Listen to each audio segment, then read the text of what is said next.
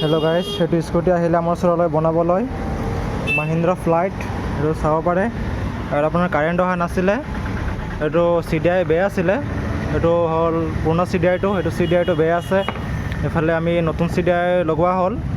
আৰু সেইফালে কাৰ্বেটাৰটো পূৰা লেতেৰা হৈ আছিলে, সেইটো আমি পেট্ৰল দি পূৰা ৱাশ্ব কৰি আছোঁ। এতিয়া বৰ্তমান চব খুলি থোৱা আছে, চব কৰি আছোঁ আমি, যি কৰিব লাগে মানে আমি কৰি আছোঁ। তাৰপিছত এইটো ষ্টাৰ্ট হৈ যাব। সেইফালে কাৰ্বেটাৰ ফিটিং হৈ গ'ল। এতিয়া সেইফালে আছে স্পাৰ্ক প্লাগ, ইয়াৰ ভিতৰত স্পাৰ্ক প্লাগ আছে। এতিয়া আমি স্পাৰ্ক প্লাগটো এতিয়া খুলিম।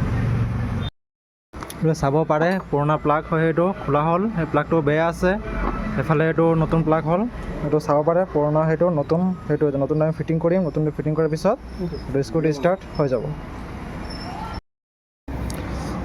সেইফালে নতুন বেটাৰী এটা ফিটিং হ'ল, পুৰণা বেটাৰীটো বেয়া আছিলে, সেইকাৰণে নতুন বেটাৰীটো ফিটিং কৰা হ'ল। চাব পাৰে স্কুটি ষ্টাৰ্ট হৈ গ'ল।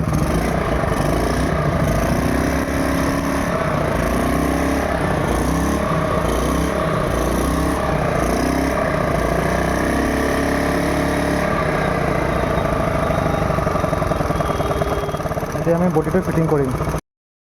চাব পাৰে বডি ফিটিং হৈ গ'ল।